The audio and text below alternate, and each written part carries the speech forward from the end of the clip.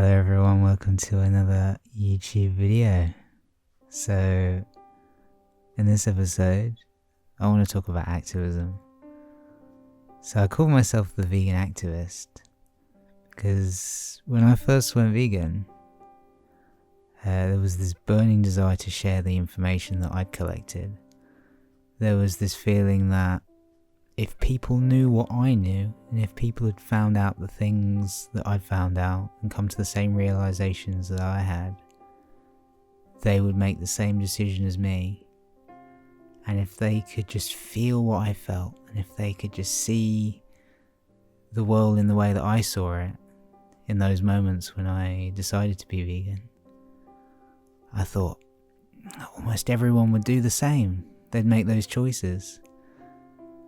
And then I thought, well, hang on a minute. There are lots of people who do want to go vegan. And there are lots of people who want to make positive changes in their lives, who want to be more healthy, who want to put their feelings of compassion and love into practice. But at the same time, as soon as those desires come through, there's all this resistance that comes up in people.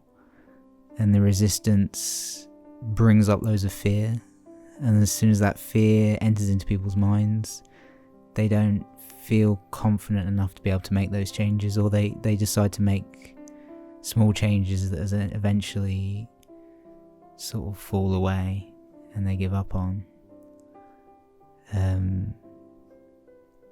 So I'm not sure whether the name the vegan activist came from, other than that I saw activism in different ways, and I thought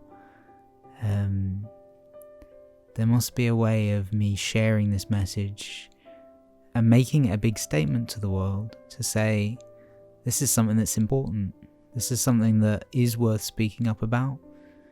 And people who have been in the sort of activism world, there's lots of different sort of activist movements. You know, there's the human rights things, and there's all the different injustices and issues and things that people can focus on. And at that time I just saw it as, this is the issue, this is the thing people need to focus on, this is the message that is my purpose, this is the thing that I want to share with people.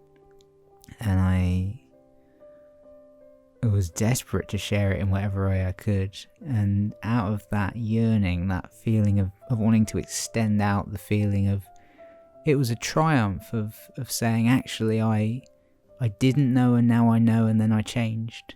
And because I changed, and I feel so good and I feel so empowered, and every day I can make these simple small choices that make big changes in the world, and make the world a more beautiful, more compassionate, loving place.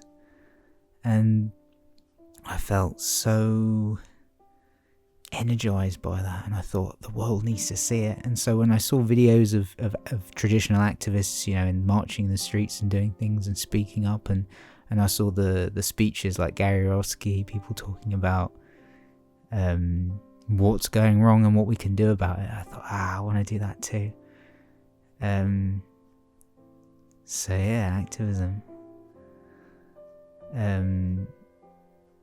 It's important to really look at what that really means, because it's been sort of dramatized, especially in the last few years, by a lot of the activist YouTube channels who make it very big and dramatic, and lots of music and big emotions, and it feels like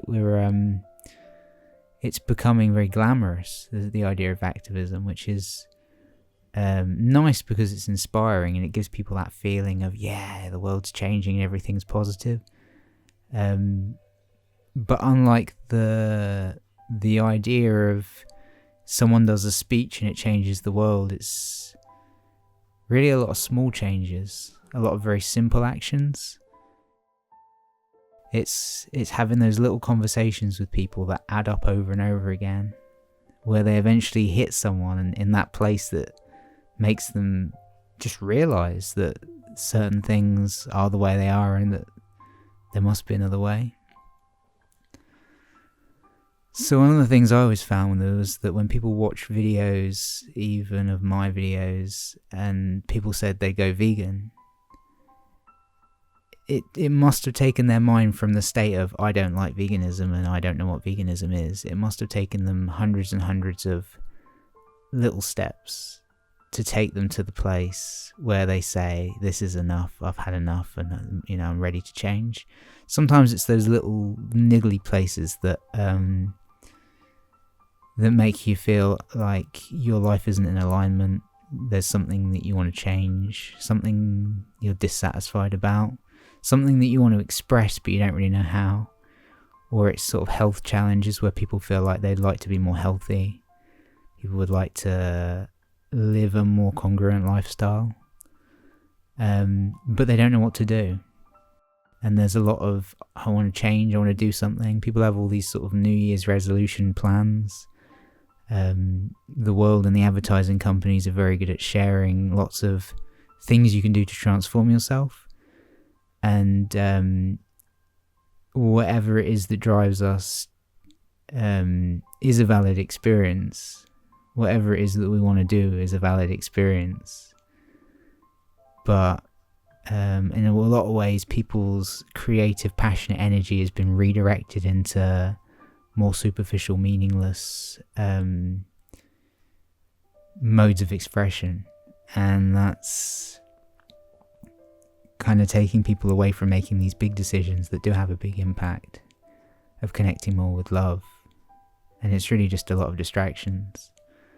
So yeah, if you are passionate about something, it's about taking those little steps in your daily practice of whatever you're doing, just to speak to people and just be yourself. So that's the thing I always loved. It was me saying, actually, yeah, this is what I am. And there are so many people who they have the things they're passionate about. They might play a musical instrument, or they might be a part of meditation club, or they might do yoga, or they might be vegan or something, and they hide it from the people that they know in their daily life, and they don't share that passion and that love. And there's so many people who they expect that others will judge them, so they don't share it. Or when one person does judge them, they assume that then the rest of the world will judge them. But in a lot of ways, you think that they're going to judge you, but the reality is you judge them. So it's good to give everyone a chance not to judge, It's saying that, actually, for me it feels uncomfortable talking about this. It's not necessarily them. And when you get to that really sweet, innocent place where you just say, this is what I'm doing, this is what I'm passionate about, and it works. There's a big difference this thing makes in the world. And it makes a big difference in my life. I feel much more happy and peaceful. And sort of energetically in your body, with all the the hormones and the fear that's in the sort of the tissue of the animals as they're slaughtered. There's all that fear is released, and it's in the meat. And when that goes into your body, you're allowing this very dark, fearful kind of vibration into your body that is gonna have an effect on you. As opposed to, say, having something that you freshly picked, that you've grown yourself with lots of love. There's the feeling of the sunlight's been on it, it's fresh and everything's alive, and you're sort of resonating with that aliveness. The meat industry products are the most sort of death-filled energies that anyone can really consume and buy. So it's crazy. So yeah, for me with the vegan activism thing, as I started to travel around, as I started to experience more things and meeting different people and seeing different sort of perspectives, you always get very humbled, where I realised it wasn't really vegan activism that I was even doing. All along it was more of a case of truth activism. It's just going, well, this is the reality, and most people, it just comes up. It's it was a practice of just being honest, where people say, do you want to eat this chocolate thing? And I say, no, I can't, I don't want to because it's got milk in it, and I don't want to have milk because, it's not good for the animals. I'll say something sweet. If I was in somewhere like Japan, I'd say something very sweet like that. And it's interesting because people have a lot more prejudices and biases and things that they know, because there's so much information about veganism that if people aren't vegan, they have several very strong excuses about why they're not and why it's bad, because obviously that defense helps them stay away from the inevitable choice towards love. So I found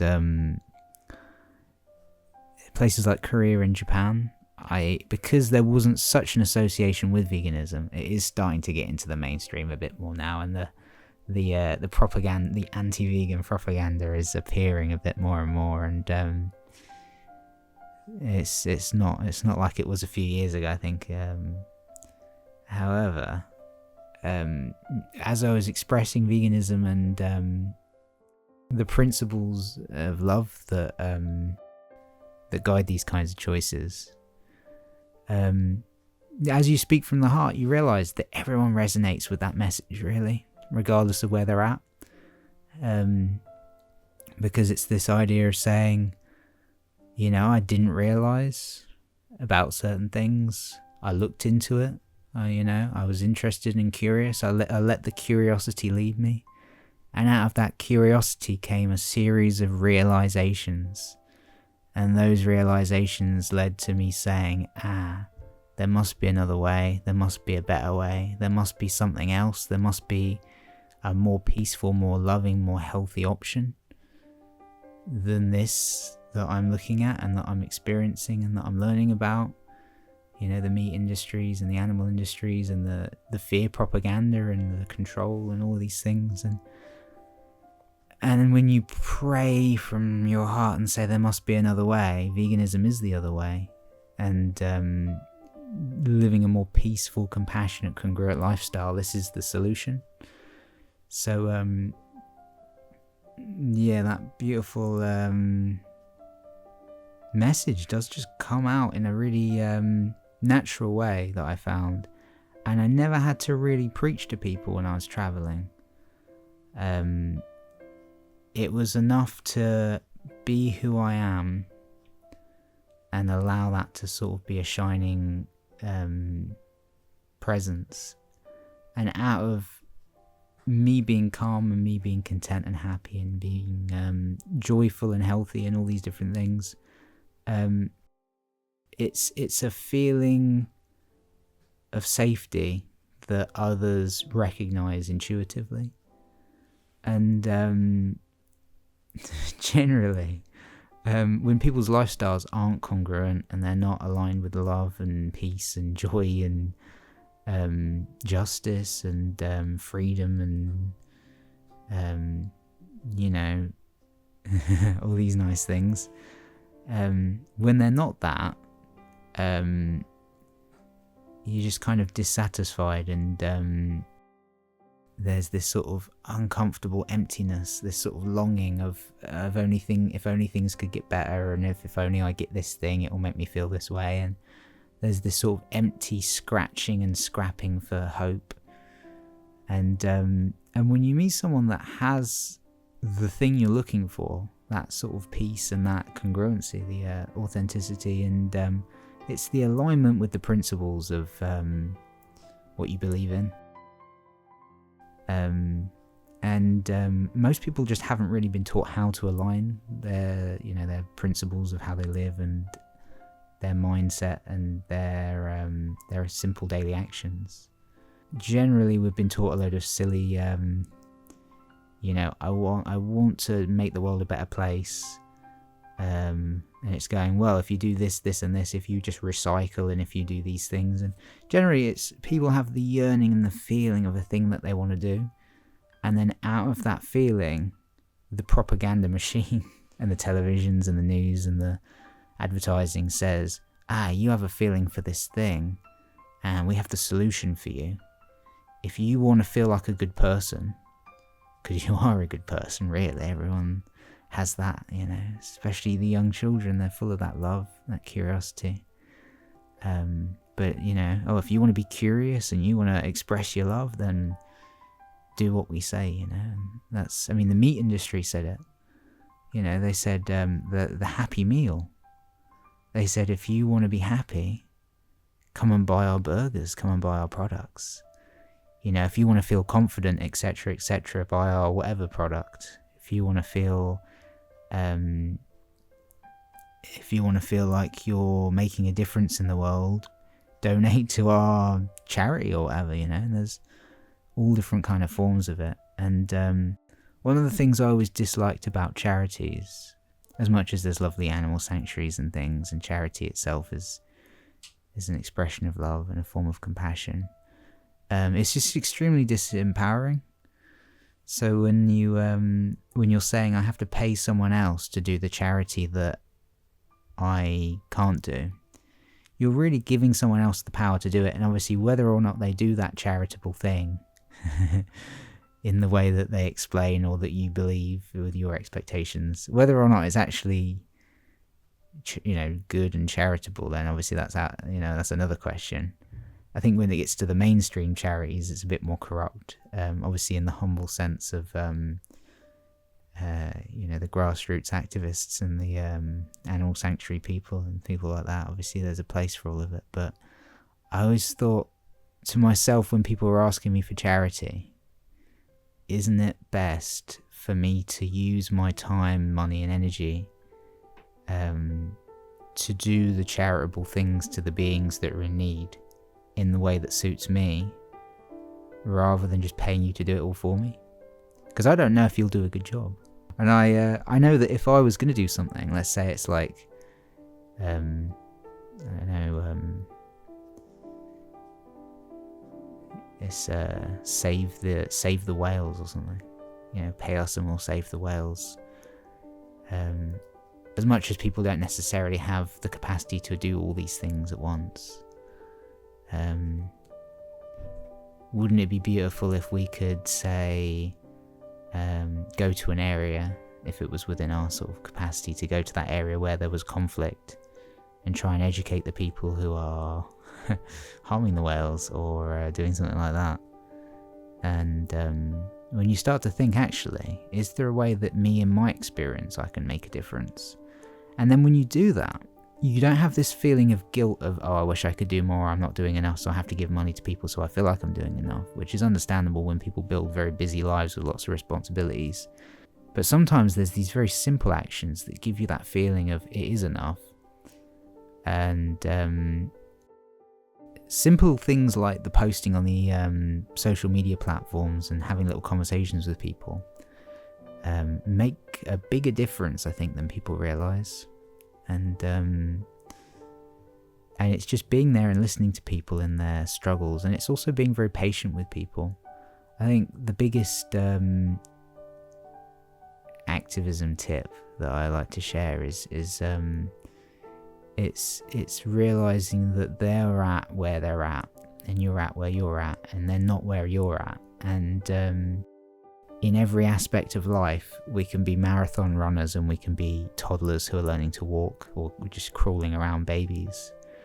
And in different aspects, so in the area of, say, gardening, someone may be a marathon runner equivalent of gardening. They may know how, you know, all the different plants and different farming methods and all the subtle soil and compost kind of levels and how to make everything perfect. And they might have this eye where they just know when something's doing well, and they're almost telepathically connected to all the plants and the soil and then the earth and everything, and they've got this higher sense that is able to just detect everything, which is nice. But then there's other beings who, let's say someone who's lived in a city all their life, and let's say in school someone grew a sunflower, and they've had, say, one experience, and that sunflower didn't do too well, and so they have feelings of guilt and everything. They might try and do some kind of garden related thing, but because of where they're at, of having a limited amount of experience and having a general, they might be interested in really good at other things. They might be very good at business, and they've spent loads of time focusing on money and different business skills and different things like that. They might have no idea how to even plant a seed, in a pot, where to start, how often do I have to water it? All these things, it sounds obvious to someone who grows things. You go, well, yeah, obviously you just keep an eye on the soil. If it looks dry, you water it, which is something I've been told a lot when I've learned a lot of gardening things. And I go, yeah, but how do you know? I mean, it's a bit dry now. And they're like, no, it's fine. And I'm like, well, how do you know? And they go, well, you just know because of thousands of hours of experience and practice and trial and error. So just as I might be the marathon runner equivalent of vegan information, this random Korean person that's on the street in Korea, for example, they might be just learning how to walk in that particular area of understanding where our food comes from, or diet and nutrition, and or even just the idea of being congruent with you say one thing and you do another, and being able to just go, actually, hang on, I need to sort of call myself out on this and say, actually, I'm not really being true to myself with this. I'm saying I love animals and I'm eating them, there's the dissonance. So I always find, just like planting seeds, you have to have a little bit of courage to speak your mind even if people aren't ready to hear it. Just like how you need to have a lot of patience and not get too frustrated with a child when you're trying to teach them something if they don't understand it straight away. When I was teaching English and when I was travelling abroad, and generally when I just sort of try and help people, let's say learning a language, and when I was learning Japanese and Korean at the time, when I was travelling a lot, it was realising that you can make hundreds and hundreds of mistakes and it just doesn't click. And then after those hundreds and hundreds of mistakes, eventually things start to come together, and then once that one thing, that concept, that core idea has come together, everything else just comes into it, just flows together, and it all works, and everything clicks within a few more days. Or say with some kind of grammar structure in a language, I'd be just completely frustrated and confused, and as soon as I got that one thing, every similar kind of grammar structure would just go straight in, and I would just have mastered that particular area of language. And it's like these big core foundation things. Like once you've got that big structure up and that other structure up, all the bricks and then the middle bits just come together and they all flow together, and everything's just sort of done before you know it. So it's saying, well, I can try and teach you these things. I can go, hey, yeah, in the egg industry this happens. Did you know that, with the baby chicks, the males, they're not useful. The females, they lay the eggs, so they're useful in the egg industry. But the males, well, they don't have any use for them. Obviously, they're not meat chickens. They're not the broiler ones that they used to for the chickens. So they, at a few days old, they end up sort of grinding them up and doing very horrible things. And no one really realises it, but obviously they're just waste to the egg industry. Did you know that? And you can say this to people and they just, part of them doesn't want to believe it, part of them doesn't believe it. Another part of them just doesn't see how it's possible. And it might be a series of you explaining these horrific things that all come together to make them get that general sense of, so wait a minute, the egg industry, they're not nice? They're not nice people? I thought they said that they were happy and that they were free range and they were really kind. And all the egg farmers on the adverts were nice, and I thought they were nice. And you go, so they're not nice? And I go, no, they're not nice. And the bottom line of it is when that place clicks, that go, by the way, the meat and the egg industry, they're just there for money and control and power, it's not really for your health. They're saying it's for your health, for your nutrition, for, feeding the world and doing a good thing, but actually not so much. I think a lot of people are realizing this with government related things where you go, oh, but I mean, the government wouldn't let these horrible things happen to us. They look after us. I mean, obviously they politicians struggle and stuff, but they wouldn't, no, they don't, they do care. And I think in the last few years, people are realizing more and more that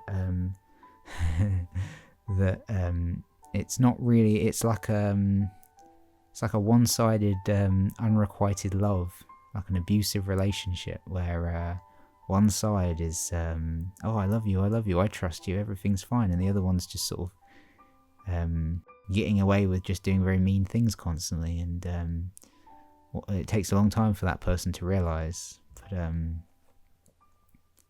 when you do realize, you go, hang on a minute, but wait, they are looking after us. They don't want to, no, it's not, and then the crack, I've had many of these conversations recently, and that place where it cracks is very beautiful. And out of that place comes, well, they don't care about me.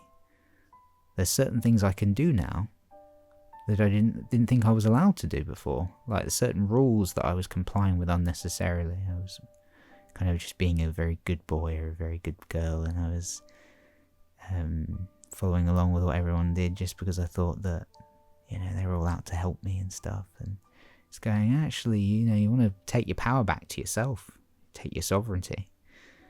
And that's what the world needs.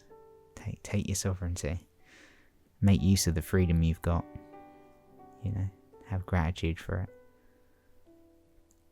But yeah, there are lots of little moments, little opportunities that we have constantly to share the messages and the things that are important to us. The thing I realised, veganism, the message itself of don't eat animals, is only the beginning of the kind of messages that I like sharing with people.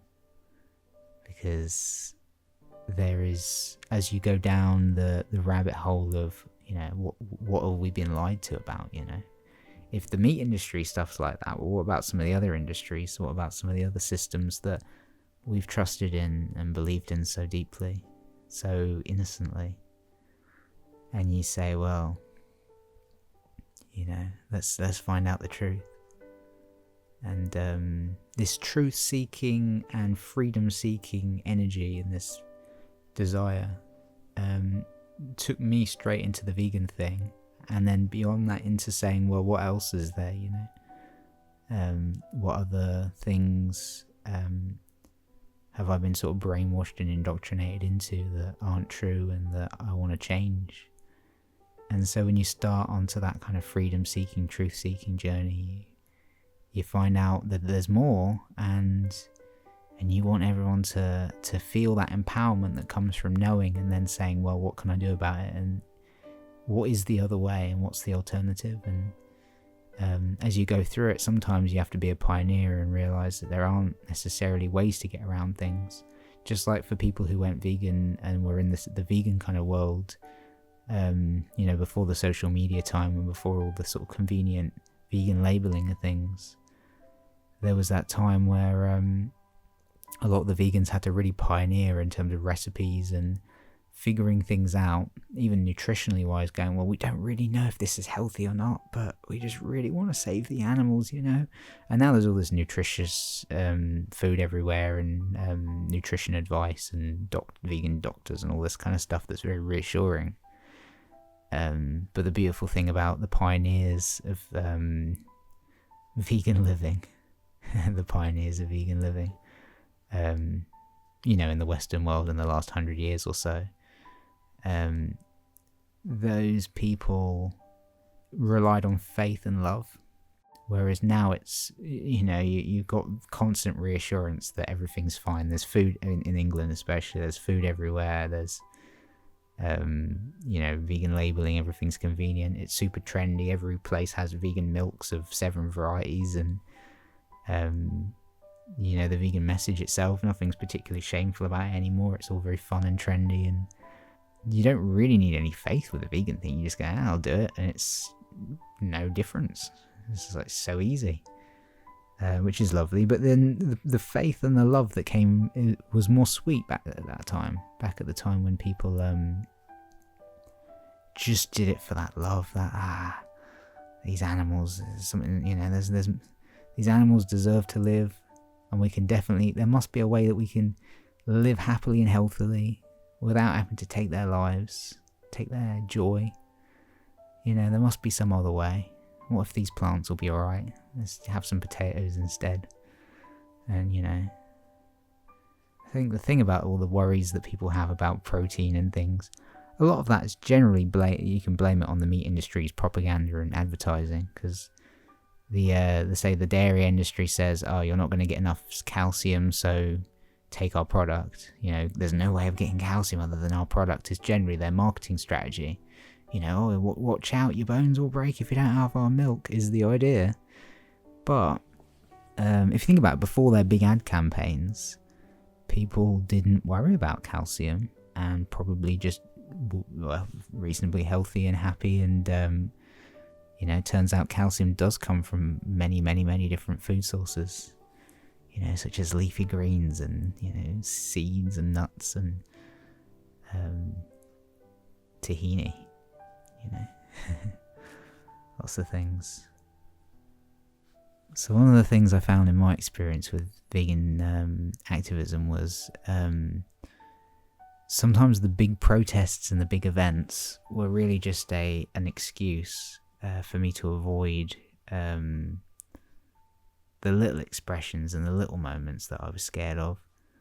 So it was like, if I just go over to a march or to a vegan event or something, I'd be able to satisfy that feeling of wanting to express those emotions. And it was a bit of a running away feeling. Running away from, actually, I just need to have that conversation with my friend at school or whatever the thing was.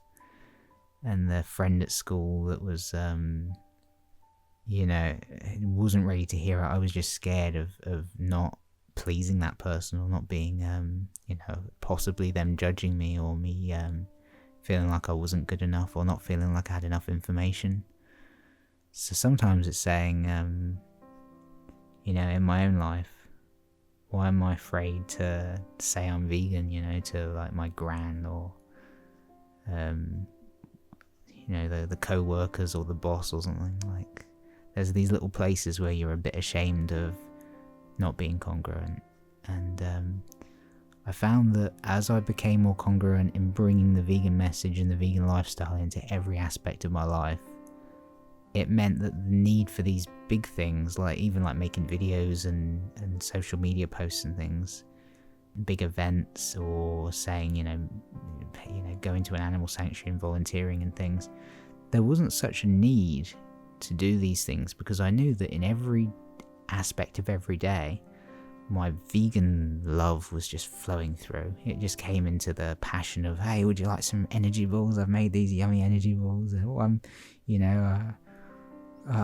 going to get the soy milk. Oh, I love soy milk. And even if it was people who, in some kind of cafe, if the people weren't vegan, this happened more. I got in a vegan bubble, obviously, in England, but when I was traveling, it was just the joy of me loving the vegan lifestyle. And the thing, people who have this sort of sacrifice mindset of, I got to do it for the animals, and I'm suffering and sacrificing, and I wish I could have meat and whatever, but I shouldn't because for the animals. As much as it's valid, and obviously, it's good to do the thing that you believe in. But if you think that you're restricting yourself and suffering, you're going to hate it, and then obviously it becomes a load of other problems down the line when that resentment builds up and you suddenly go into, or now I'm only eating fish for the rest of my life kind of thing. And there are examples of people on the internet who have done this. You might have seen a couple of them, possibly, or maybe not. Those things need to be addressed. Because you've got to go, hang on a minute, why is it that I think this vegan thing's so tough? And why am I so feeling like I'm missing out so much because I can't have a particular product, or I can't do a specific thing? Because for me, veganism was this freedom. It was going, yes, now I can really be me. I can feel like I'm doing what I want to do, And it was actually nice because it was saying, rather than just doing what everyone else was doing, I could just say no. I could just be like, nah, I'm vegan, I don't want to do that. Or like going to a zoo or something, it's like, nah, I'm vegan, I don't want to go. Whereas before I would have felt obligated. But now I go, well, I'm vegan. So veganism was the perfect excuse to get out of anything. They go, hey, Michael, just come along, to our party. And I go, no, I'm too vegan. It's fine. I'm going to stay home and play piano. And brilliant excuse, right? So that was reassuring. And yeah, I found that as I spoke to more people about the vegan thing, I just had this love of every part of the vegan lifestyle, and it was like I just really owned it. And even when I was traveling, I mean, there were times when I didn't make a massive deal of it, but it always comes through. I've tried all the different aspects of being more subtle and going, I don't even need to use the word, especially somewhere like Korea. It doesn't mean anything unless people have a particular association. But for your everyday person, it's just like, no, I don't eat meat, whatever. And you just don't, and then you do your thing, and you end up being a nuisance for someone. Like when I was in Japan or whatever, it was like, oh, we have to make it without the fish stock, and this is so much hassle. And I go, oh, this is so nice, and you just wow, it's so good, and they're like, really? Like, it's not got the fish stock in it, like, it's really bland, isn't it? No? And I'm like, this is so good, I love it. And out of that gratitude and joy and going, oh, I love it. And it was like in a restaurant, and everyone's having their like complicated 7-course menu thing, and all I can have is white rice or, the little plate of vegetables or something. And the trap was, they thought that they were getting more. They thought that they were having a better life. But because my attitude was of, I was able to be congruent with the veganism, even though I'm in this sort of obscure country and everything's a bit wacky and people don't really understand veganism necessarily. And I've got white rice and vegetables, and then some of the vegetables are ones I don't normally have in England, so it's like, such a gift, and that I'm even here, and that I've got friends or whatever's happening. And I was just with that rice and vegetables or whatever, the simplest thing that the restaurant could provide, and I was just in so much joy and gratitude, and I was savouring every mouthful. I was getting my little chopsticks and going for it. And every little grain of rice was being eaten, and they didn't have necessarily the same appreciation for their food. I mean, there's all the cognitive dissonance and the just, we always do this, and you would have thought that I was missing out, but from the surface of it, but it was more that they were missing out on that experience of just pure like connection to love and truth and freedom, and and it's like every time I'm eating that rice or whatever, I'm feeling that sort of almost that telepathic dialogue, the dialogue with the animals that go, good job, Michael, we're proud of you. Yeah, because some people I've known many people who travel, and they unfortunately they give up on the vegan thing to a large extent. I met quite a few travelers who were like, oh yeah, when I'm at home I'm vegan, and I'm like, what? What? And they're like, but in Korea and in Japan, like, it's not really, I want to enjoy my trip. And I'm like, yeah, but I'm enjoying my trip. Yeah, I'm enjoying it even more. And because for some reason it's the idea of, when you're home you can be congruent, but when you go out you can be wild. But for me it was like I was wild and vegan. And it felt good. So yeah, I think what I'm getting to with this is that activism isn't this big thing. It's just saying, this is who I am, and I love it. And and don't you want to hear about it, because it's so good.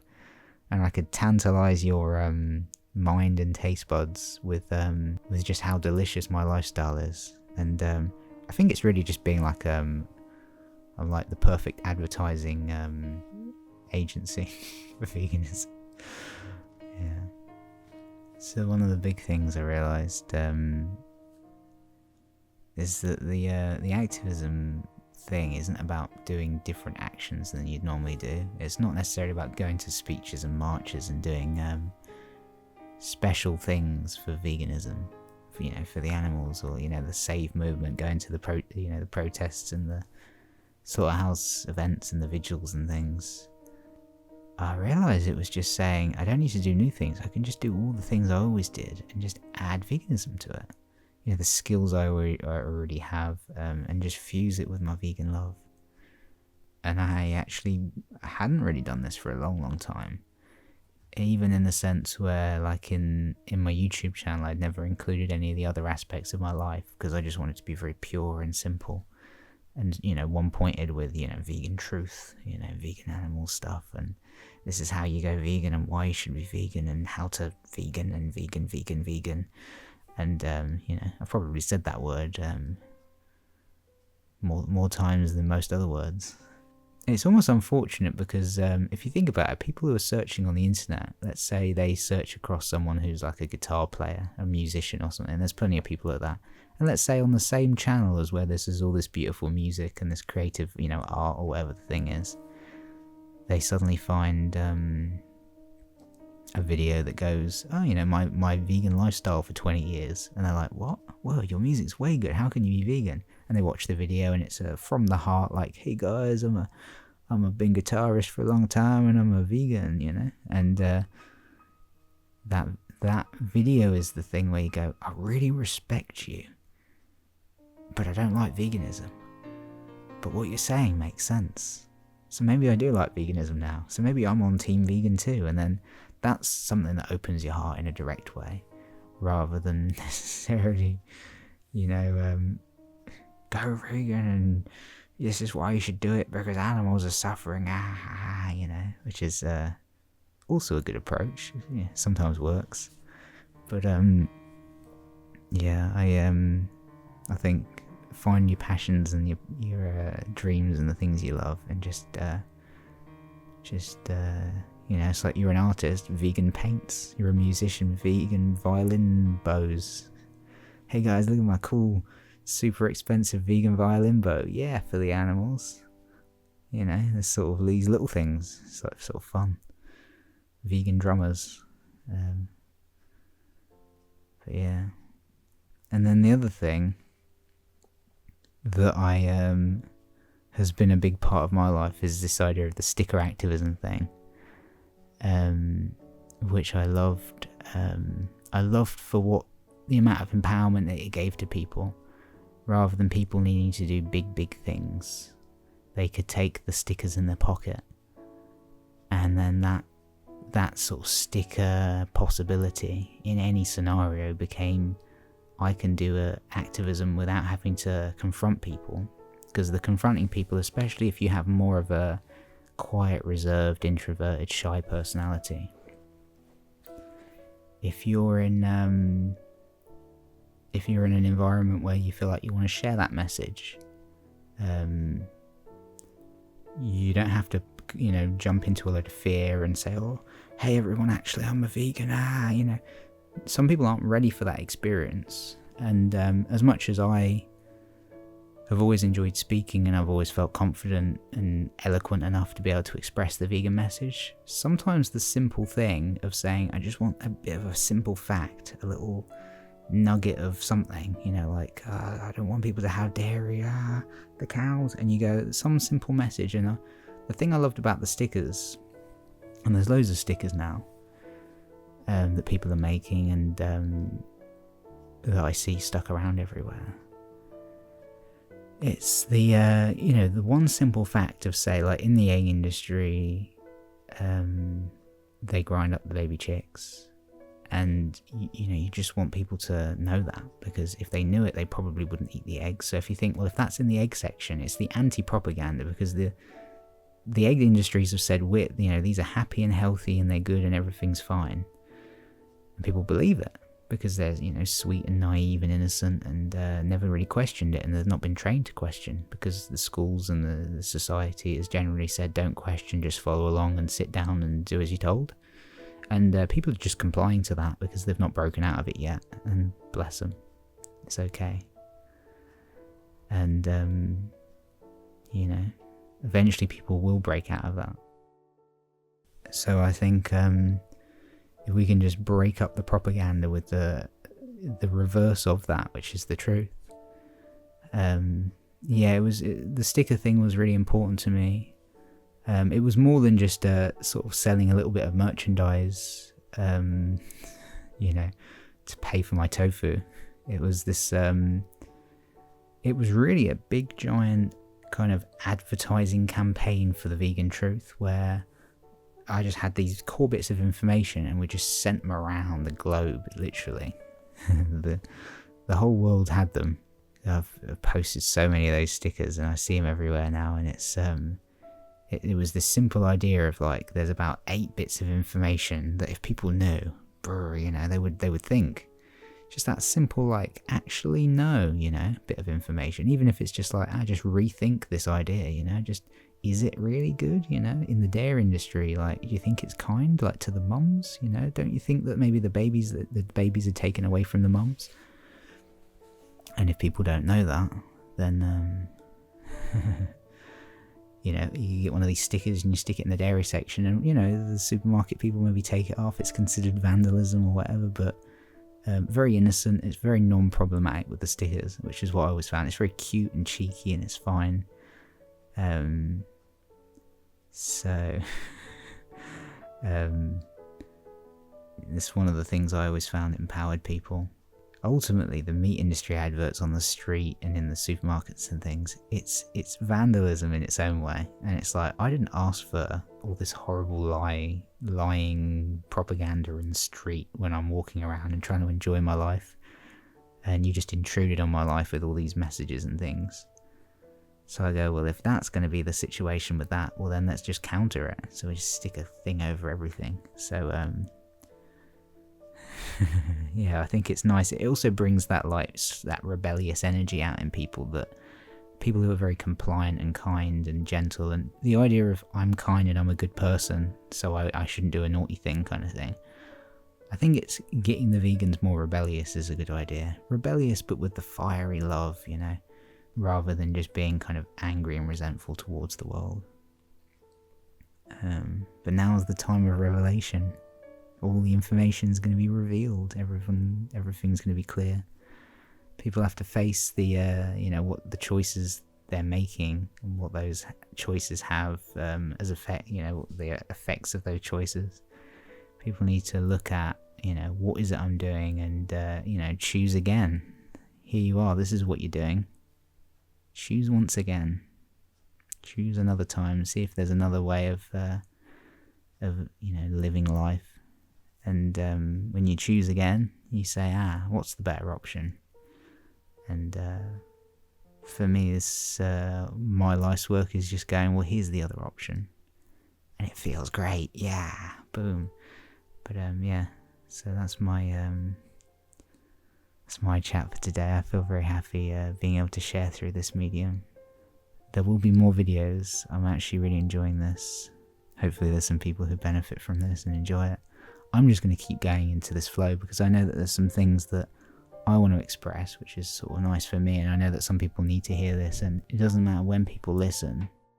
At some point there'll be something of benefit to this. With the stickers side of things, I've decided that I want to do other things moving forward in my life. So when my stock of sticker stash, my stash of sticker stock, my sticker stock stash, when it runs out, it's gone, and I'm not going to buy more. It's also the printers and things. All the prices and things are quite high compared to when I was originally buying them. So the price that I bulk bought a load, and I had a big sort of stock and made a load of things, but basically when I ran out of the stock, they are going to be gone, and I'll be doing other things. So yeah, I hope you have a beautiful day, and I'll see you in another video. Thanks everyone.